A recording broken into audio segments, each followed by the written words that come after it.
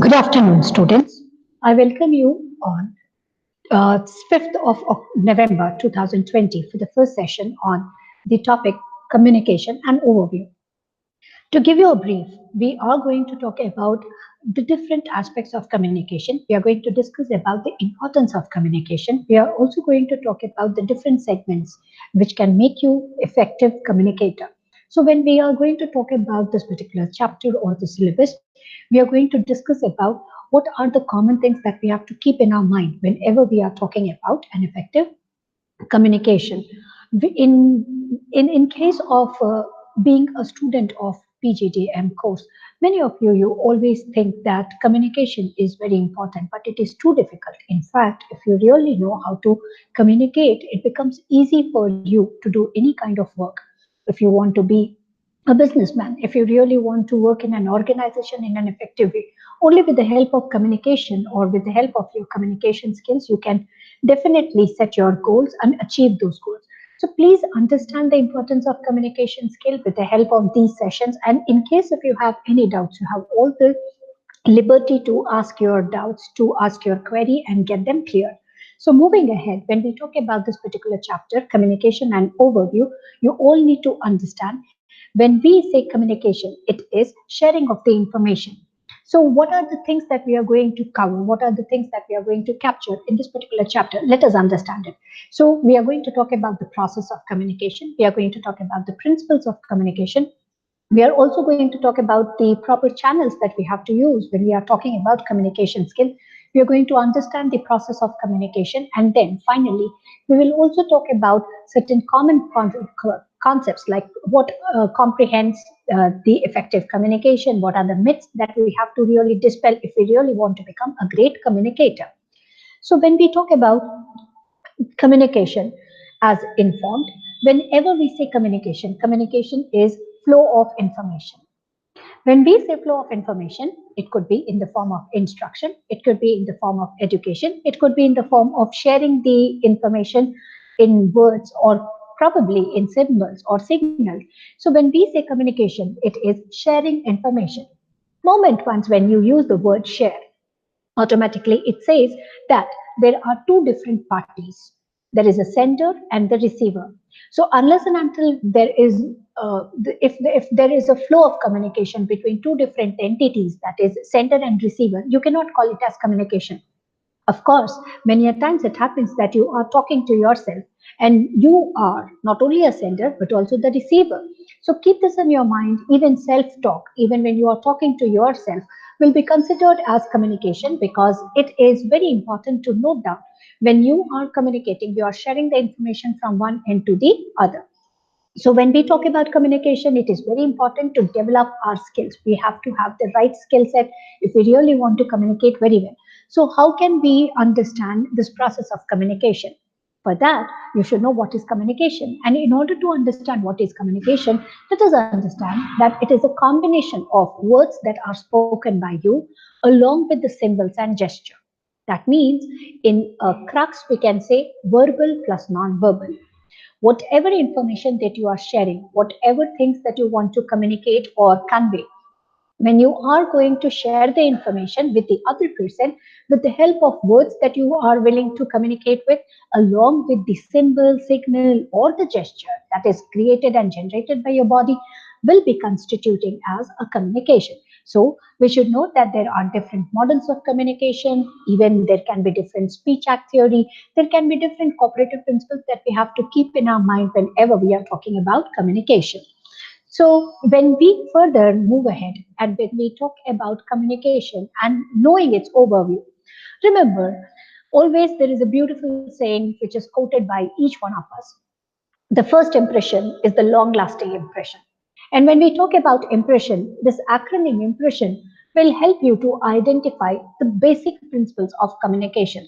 What are those basic things that we have to keep in our mind whenever we are talking about communication? Point one, idea. If we do not have idea, we cannot communicate. The moment you get an idea, the moment you have this thought that this is what I want to share, this is what I want to inform, this is what I want to instruct, automatically you will see you are sharing the information with the crowd, with the people, with the other person. So you need to have that idea. Followed by idea is the message. If you cannot generate that idea in words, in terms of your words, feelings, emotions, expressions, people cannot understand. So it is very important to remember, once when the idea is generated, once when your thought is properly structured, you need to convert the thought into message. And this message should be communicated with right pauses and right punch. If you cannot add required pause, or if you cannot include those punches, people will not be able to understand flat communication. Flat communicators are difficult to interpret and understand. So therefore, you need to include right pauses. That means you have to remember all the punctuation marks that you have studied right from your classes 1 till classes graduation. So all those things will be covered, all those things will be part of your communication, and you have to keep on recalling all the grammar rules. You have to really recall all the punctuation marks, the use of right punctuation mark, and how it is going to bring change in the communication. Then we should also understand the receiver. Whenever we say communication, as I stated earlier too, that there is a sender and the receiver. So who the receiver is, we need to understand them. And when we are talking about their feelings and emotion and understanding the receiver, we need to empathize. When we say empathizing, remember, feel exactly the way the receiver is going to feel the moment you are going to share any kind of information, or if you are sharing any instruction or ordering or imparting any kind of message. So please understand, empathizing is key element whenever we are talking about communication skills. Then comes sender. Without sender, you cannot communicate. If you're talking about communication, of course, there has to be a sender. The sender who is going to send the information to the receiver so that the receiver can understand, can interpret, and accordingly can act. And finally, the security check. You should always have a proper analysis whether your information is rightly understood by the receiver or not. If they cannot understand your communication, it is going to generate to the gap, and that gap can be very dangerous, and you will never appreciate any gaps. So therefore, you should always keep these principles in your mind. I reiterate it. You need to emphasize on idea. You have to remember the message. You have to include the pauses. You should know who the receiver is. You have to really work out on empathizing with the receiver, and only then you can be a great sender. And if you really want to send the complete information in the right way, you need to have a proper check of all the information that you are sharing with the communicator or with the receiver, so that the person can interpret and understand in a right way. Moving ahead, when we talk about communication, is a process.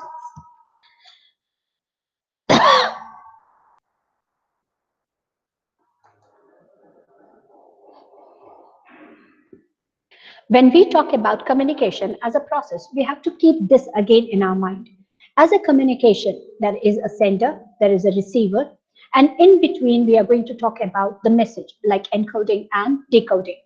When we say communication, as stated very clearly, that there is an information, there is some piece of message, there is some kind of communication which is flowing from the sender to the receiver. This message which is shared from the sender to the receiver should be rightly understood and interpreted by the sender. That is called as encoding. I repeat, when the person is sharing the information from the sender to the receiver, when the information is rightly encoded. Now here the word encode is a new word for you people.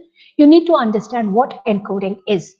When we say encoding, encoding means sharing the information which is easily understandable not only by the receiver but also by the sender. The sender should be able to share the information to the receiver in the right way. Hence, the person whosoever is going to decode can exactly understand the same kind of information that you are willing to share with the receiver. So hence, when we talk about encode, it is the process that we are going to generate, that we are going to set in order to share the information. Decode is understanding the process, is knowing what is shared with you, is knowing how the sender has shared the information, what is the relevance behind it, whether you could understand the given information or not, and then accordingly pitching it. So keep this in your mind. The process of communication talks about this simple picture that is shared with you people. You can see that there is a sender and receiver.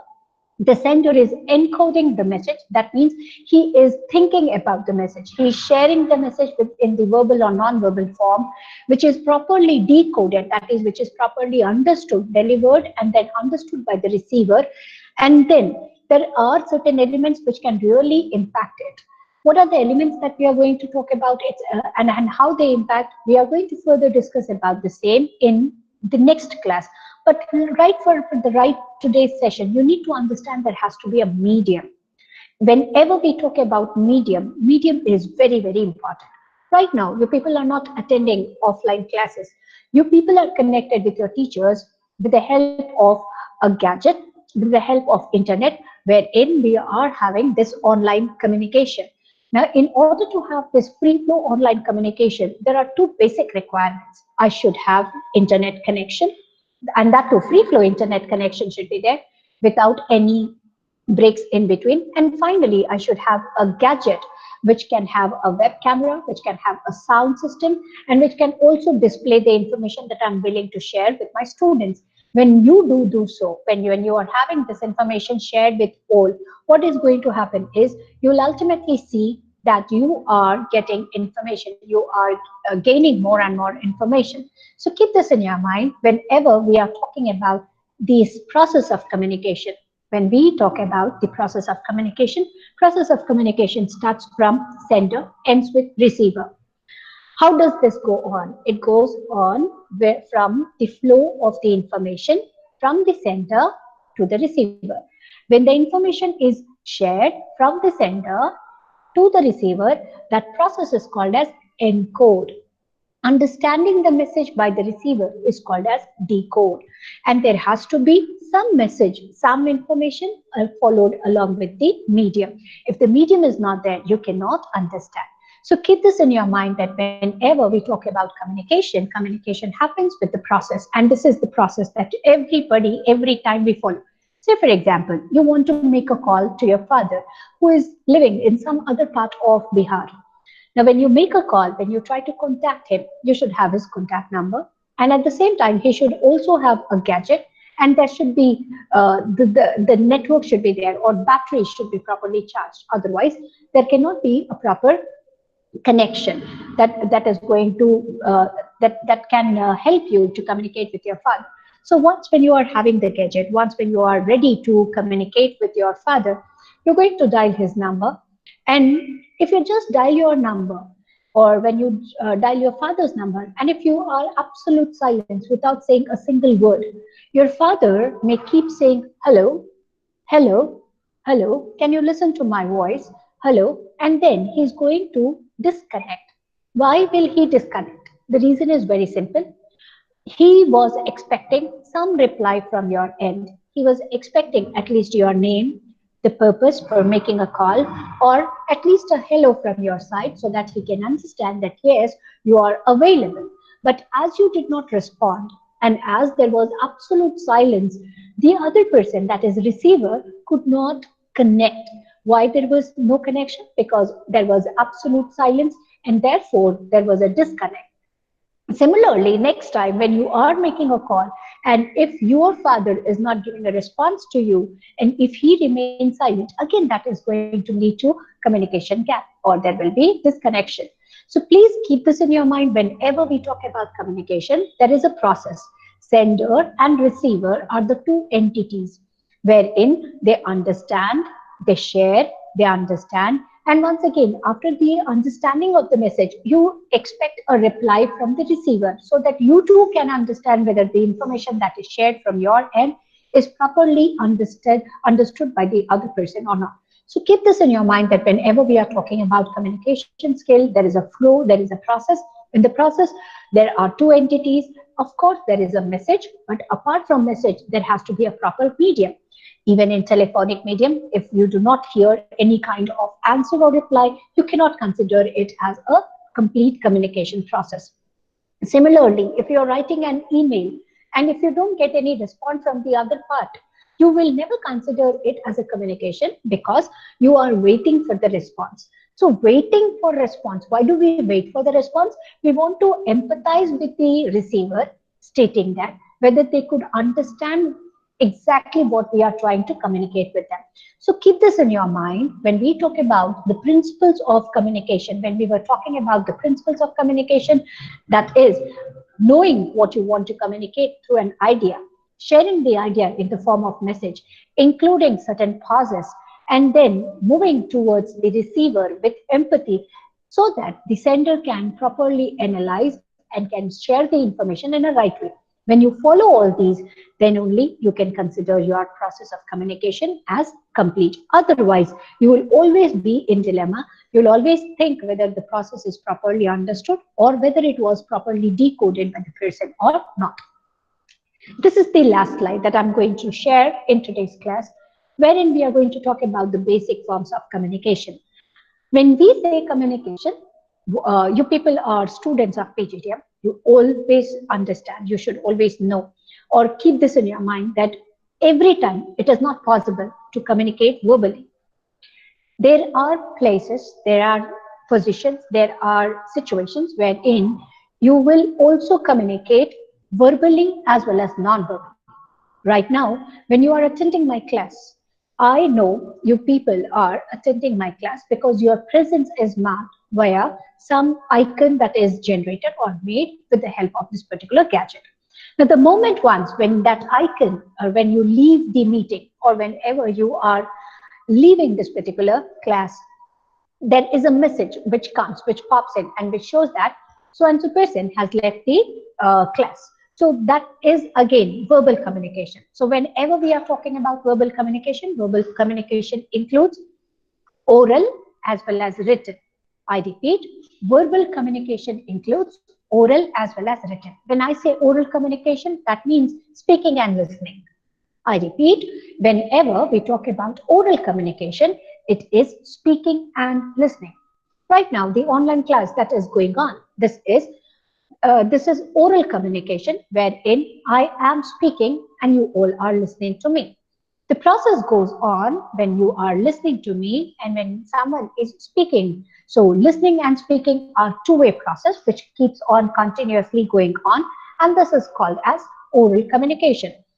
Now, if a speaker is speaking, of course, there has to be a listener. And once when the listener is speaking, of course, there has to be someone who is going to speak or who is going to listen to him. So they are going to step into shoes of each other. Speaker turns into a listener, listener turns into a speaker. Simultaneously, the process keeps flowing and continuously the communication goes on. The next is written. Whenever we talk about written, written is again divided into two broad components, that is reading and writing. When you read, if you are reading something, that means automatically there is something that is written either in your mind, either in your thoughts, or on a piece of paper. So if you are reading something, it is to be noted that there is something which is written. And if there is something which is written, automatically you can see that you can read it. So reading and writing are part of, once again, verbal communication. So if anybody talks about verbal communication, you need to remember it could be two kinds. It could be oral or written. When we say oral, oral talks about speaking and listening. And when we talk about written, written talks about writing and reading. Then comes the next, the non-verbal communication. Non-verbal communication happens with the body, the kind of body that you are having. How are you going to express your emotions? How are you going to express your attitude? That is, what are you thinking about the person? So expressions, the emotions, the gesture, the posture, these are part of non-verbal communication. So please keep this in your mind whenever we talk about non-verbal communication. Facial expressions matters a lot. Many a times, if you are eating something which is very bitter, so you cannot convey it in words, but still you can show it with the help of your expression. If you are hurt, if you are not feeling well, you'll not say, I'm not well. Rather, your expressions will help people understand whether you are well, you are feeling good, or you have some problem with your body. So expressions matter a lot. After expressions, we should also follow gesture. Many a times you must have seen people when they talk, they make different movements with their hand. Though initially when they are talking and when they are discussing something, and these movements will have exactly no meaning, but still they will help people to connect with the audience. Say, for example, if you keep your hands behind your body, like at the back, behind your body, without showing any gesture, it will be too difficult for the person, whosoever is going to listen to you, to pay 100% attention just by looking at your mouth or by looking at your facial expressions. You have to have some gesture, you have to have some kind of connection with the audience, and that connection can be generated only with the help of the gesture. Then comes the body language. When I talk about body language, I'm talking about the way you're going to carry your hands, shoulder, leg. How do you sit? How do you stand? How do you interact? How do you carry yourself? So everything comes under the body language is whenever we are talking about the complete body, the movement of the body. Then is the proximity, how close we are with others. Many a times during COVID-19, you must have heard, maintain social distance, at least a gap of 2 feet, isn't it? Why people are talking about 2 feet, and why are we talking about social distancing? Because we all know that if we do not maintain social distancing, it will be difficult for others to remain safe. The effect of virus can not only impact the other person, but also with the person whosoever is speaking or communicating. So the maintaining social distance, and these distance vary from person to person, from relationship to relationship. So for example, when I talk about your mother and you, the distance that is maintained between you and your mother is too less. Similarly, when you are talking to your best friend, you whisper something in her ears or his ears. Why do you do so? Because you are so intimately connected with each other that you are very close. You can connect with each other by touching. But when we talk about a person who is not known, we do not come closer to each other, and we try to maintain a gap and a distance. That is called as proximity. Proximity talks about the distance that is maintained between the people. From one human being to the other human being, the distance that is maintained is called as proximity. The touch. Now, there can be good touch and there can be certain times bad touch. So we all understand what are good touch and what are bad touch. So touch is again way of communication. So for example, when you are trying to wake up someone, and if you keep on calling somebody's name, the other person may be in deep sleep, so therefore he or she cannot respond to your call. So what do? You go and shake him up or shake him up. So why are you shaking him, her, or why are you shaking him? So the reason is with your touch, they sensitize, they get to know that who is waking him. So therefore, he or she can respond accordingly. So touch matters a lot, and touch is a part of communication, and this is non-verbal communication. Then the personal appearance. Many a times with your appearance, you can make people understand what are you trying to communicate, right? So when we talk about appearance, appearance matters a lot. So for example, if you are going out, the kind of dress you're going to wear, the kind of makeover that you're going to have, the kind of shoes or slippers that you wear will help people understand whether you are going in a nearby place, or are you going to your college, or are you going to your neighbor's place or to your relative's house. Everything could be identified with the help of your personal appearance. That is the reason why dressing matters a lot. And finally, silence. Many times people, when they remain silent, even then they are communicating a lot.